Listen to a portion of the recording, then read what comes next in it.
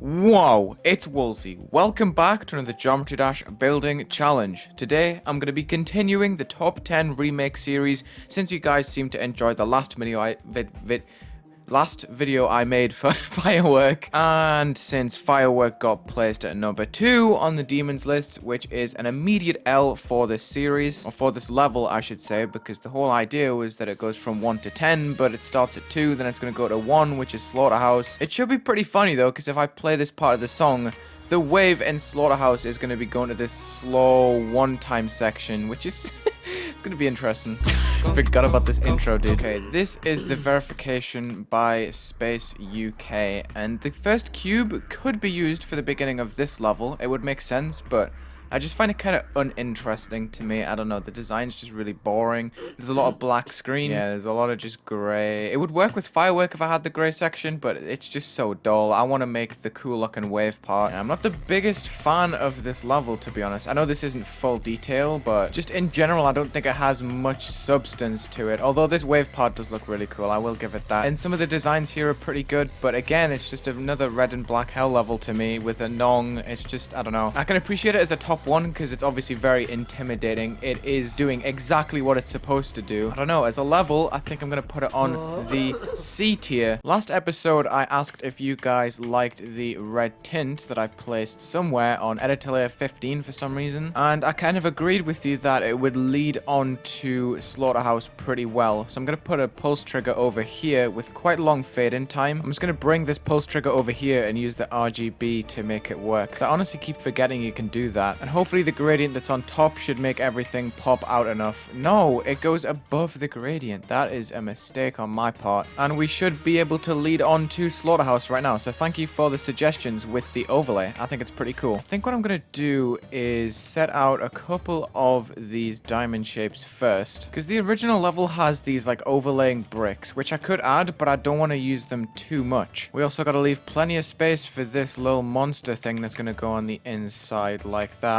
And that has one continuous line around the outside, so the spikes kind of lock onto the structures, and I know how to do that, luckily. Okay, and honestly, there seems to be a tiny little mini block before it actually arches up, which is nice. Bigger objects are gonna have one group, and the smaller objects are gonna have another. The last movement's gonna be super long, actually.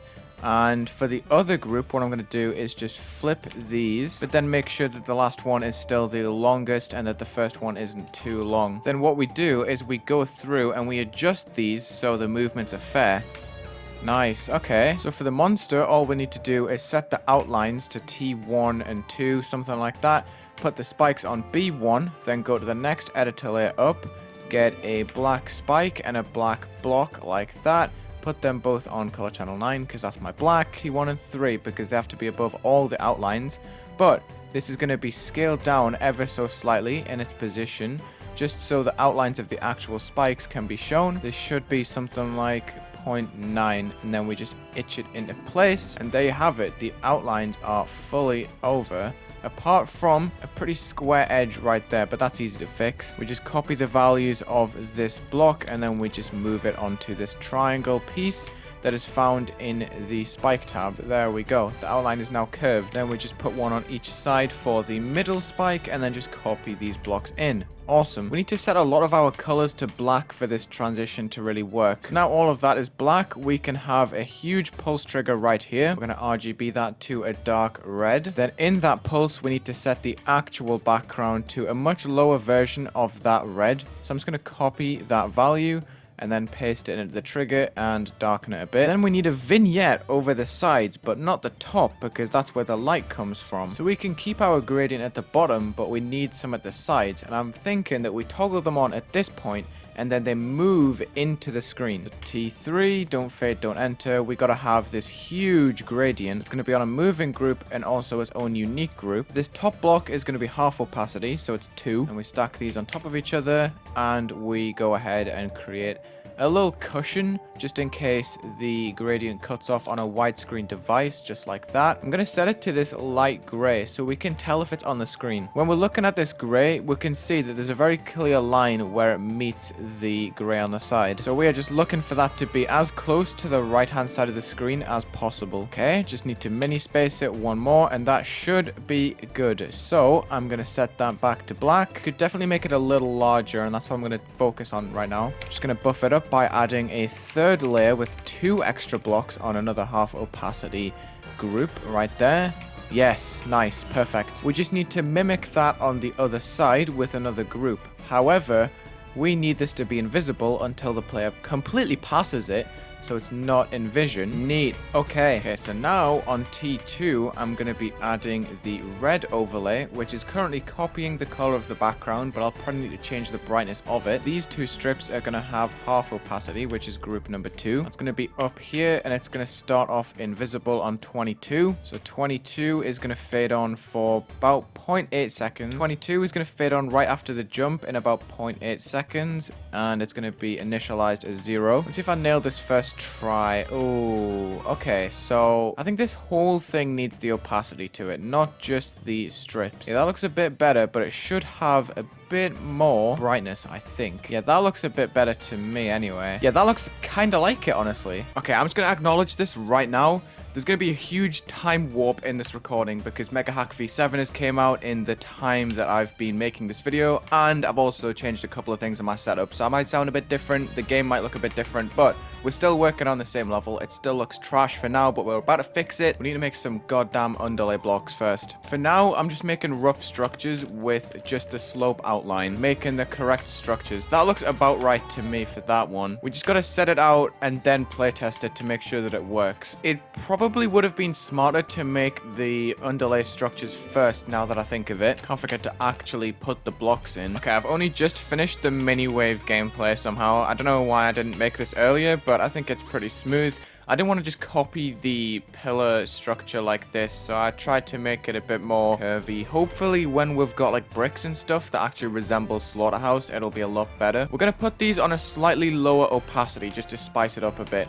Group 23 is going to be don't fade, don't enter. I think B2 should be fine. I'm just going to put an alpha trigger somewhere random. We don't need to see this again. We're just going to make it 75% opacity. And then boom, we have ourselves some kind of shady looking blocks that are letting the background through them, which is perfect. So I think the next thing I'm going to do is fill this club step monster. Hold on. There, so we have a clear difference on the border of the block and the club step monster. Now, I might as well fill in the eyes right now. What we need is some red blending on some slopes. So I've got some red blending glow on top of there now. That looks really ominous, but in game, it doesn't quite look that good because it's full opacity. So I have an idea of how I can make it look a bit better in game, and that is by selecting all of the black blocks here, probably up to that height, yeah. Copy pasting it, putting on a different editor layer on it's gonna have to be B1. And did I make 2 half opacity? I don't actually remember. Yeah, that looks to be half opacity. So that's just gonna stay there. You can't notice it yet until I put this glow on B1. And if I also put some spikes on top like that, the ground spikes,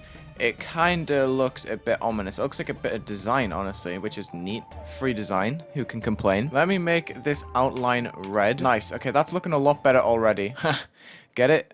Already, because it's red. Okay, now it's time to spice up the outlines of the objects, and we're going to use the ground spike lines in the chain tab for this. We'll just copy paste and rotate these around in a little pattern like this.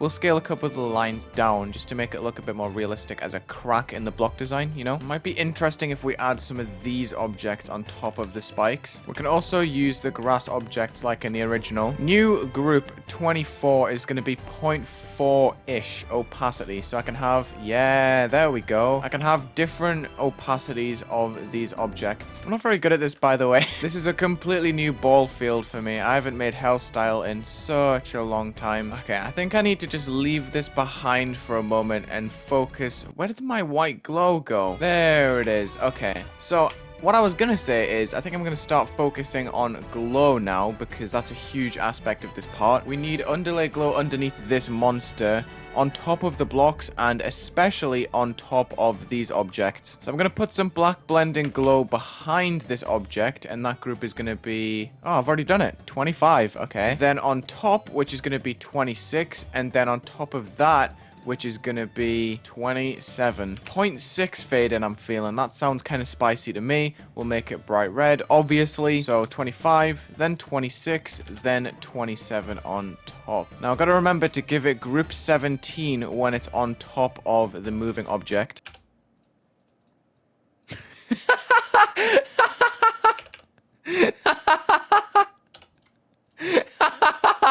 That is incredible. That is probably the funniest thing I've ever done. Okay, I'm missing a lot of detail in this. I'm just looking at the original. There's some very easy stuff to recreate, though. Okay, let me see. I can probably spam these objects and make something pretty cool looking. If I just rotate it and keep this line going, I can probably just link this together and put it in a bunch of different locations. Yes, dude. Random spikes in this ceiling. So we're going to recreate that, I guess. So if I have one gear on 25 that's on black blending, then a big one that's on 26, and then, okay, we might be getting somewhere here. As long as all of this is on low opacity, yeah, it's not too bad. We can probably put a pulsing object on top. In fact, I'm going to do the 1.9 thing, where you go on the layer below, and you put a red object all the way around the outline of the original block. And then does this fit on top? Yeah, look at that. Okay, so in the original, the saws rotate extremely slowly. So I'm going to select all of this and put the special as like 10. Okay, this isn't looking too bad at the moment. We just need a lot more detail, like really small detail. And we need to design these underlay blocks with the bricks and stuff. Okay, but can I give them a bit of shading with some low opacity black on top? Yes, I can, but that should be higher. Yeah, we'll have to see it in game. I can't tell, honestly. I think it looks a bit weird. Okay, in that case, then, we can have these only in the instances where they come out the ground. The bricks are really easy to make. So we put a black base and a low brightness red on the detail. Then we copy paste, increase the editor layer by 1, flip it upside down and backwards, and then scale it down like that. Just gonna add the glow that we used earlier. Wait, we could totally add the brick in the middle to one of those groups. Hold on. Yeah. I think I'm going to keep that because it looks pretty ominous. The top brick has a moving group the same as the spiky object, so they kind of slide around the blocks like that. I'm going to make a group of 3 bricks that are going to be on group 28, but they're also going to have the pulsing groups that we added earlier. This is just another video of me relying on pulses to get by, don't worry. That's not going to be on low opacity because you can't even see it. There we go. So if we have that just slanted on some of the blocks, well, I don't know why there's even sparkles in this level, to be honest. It does seem a bit odd to me, but that's what we're making anyway. Okay, nice. So we have a few particles just floating around, and then they fade off at this point. Neat. I realized I never put the star on top of the clubstep monster. So we're gonna have a low opacity object right there. Then we can scale it down and just keep on stacking this on top of itself, so it's super bright in the middle. Let me just test what it looks like, then I'll know how to use it, because I've never actually used this. Ooh. That is a very nice object. Wait, I gotta post the portals to black. That's how they are in the actual level. Okay, 20-second hold or something for 29. I want to try out the lava object as well, since I've never used those either. I think I'm pretty much done. I just need to transfer the designs onto these blocks. I'm definitely carried by these huge, I don't even know what to call them. They're technically shiny objects, you know? They're black, but they're shiny at the same time because that's how the objects are. They definitely carry this, I'm not gonna lie. It just goes in so well with the shading. I think I'm done, to be honest. That part right there can be built in really easily with the transition. I'm just looking at it. I don't think there's much more decoration to add. Again, I think I'm 0-2 in my parts being worse than the originals, but I'm learning a lot from this. I've never actually made a black and red part until now, so, you know.